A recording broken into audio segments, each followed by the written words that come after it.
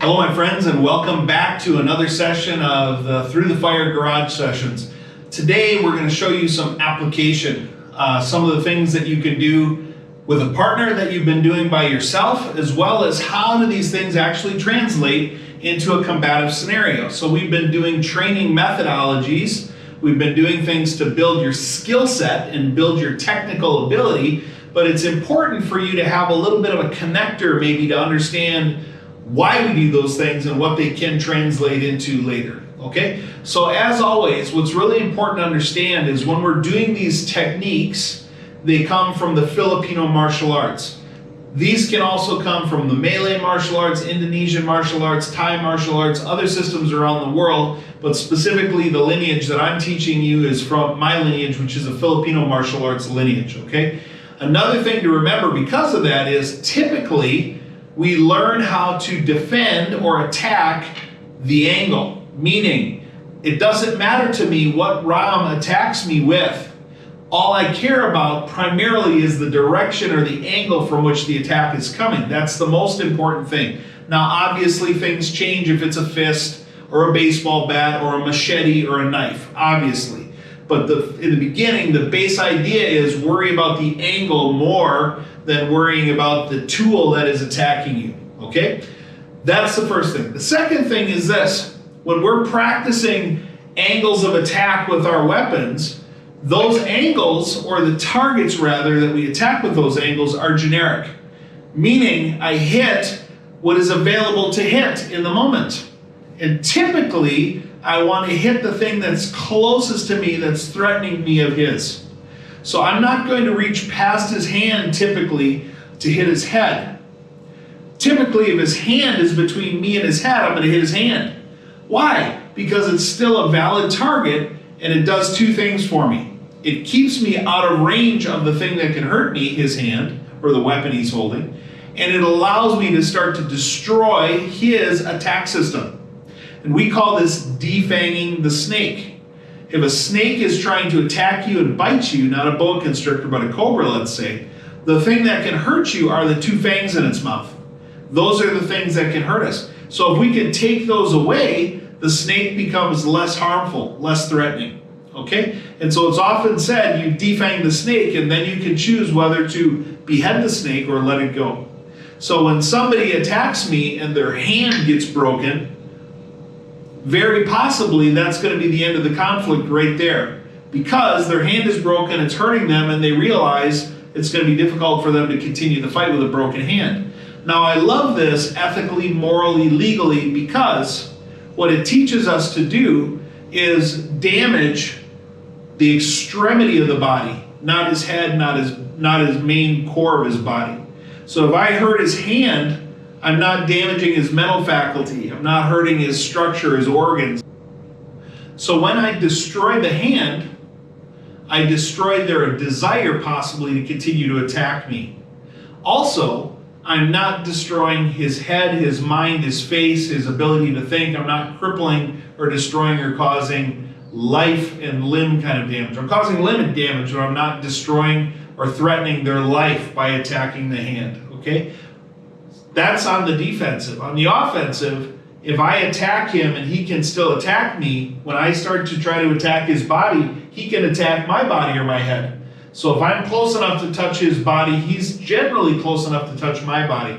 And so to be able to stay away and just stay out of range of that helps me be more safe. Okay? So let's look at now the double stick. We started with what we called abecedario motions. High line, high low, high, low. Okay, and so when we're doing this, we can do this with a partner. We're going to use just the first footwork where we just step off to the side from the very first couple of videos we did. Okay, we're not doing the female triangle now. And all we're going to do is we're going to step away from each other and hit to the center line here. So we're going to go high, high, high, high, a 4-count abecedario with a double stick. Okay, and we'll do this 5 times. 1, 2, so step, 3, 4, 5. Yeah, let's go again. 1, 2, 3, 4,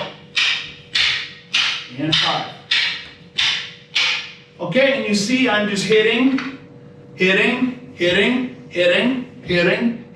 I'm trying to hit the same point in space with all 4 shots. All right? Can do the exact same thing, high and low, exactly the same thing. Okay?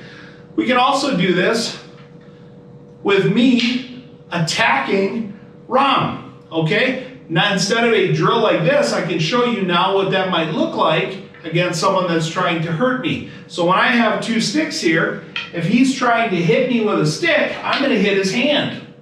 So this would be 1, 2.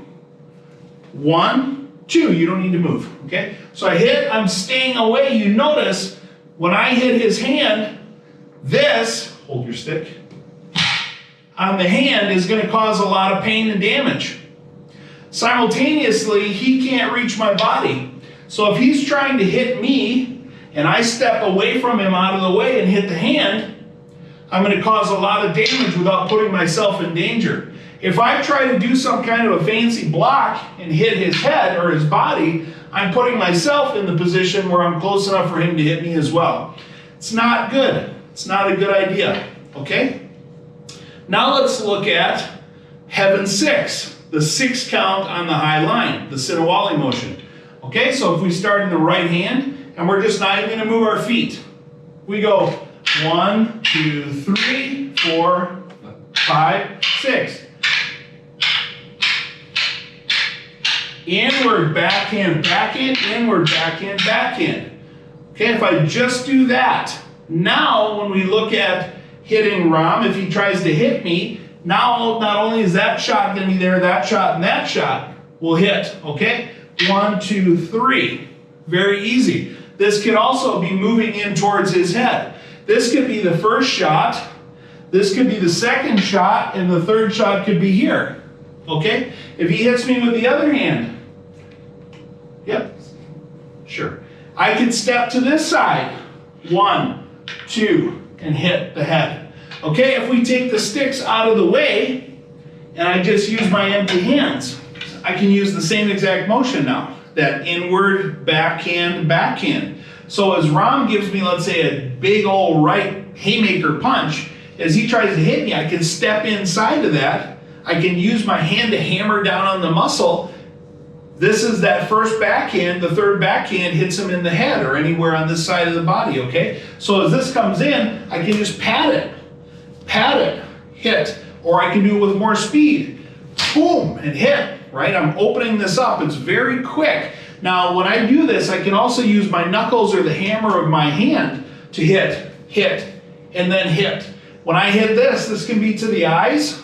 Sorry, I touched your glasses, put a fingerprint on his glasses. I can use the hammer to hit the side of his temple to cause a concussion without hurting my fist. I can use a chop or the side of my bone to hit his neck or the edge of his jaw.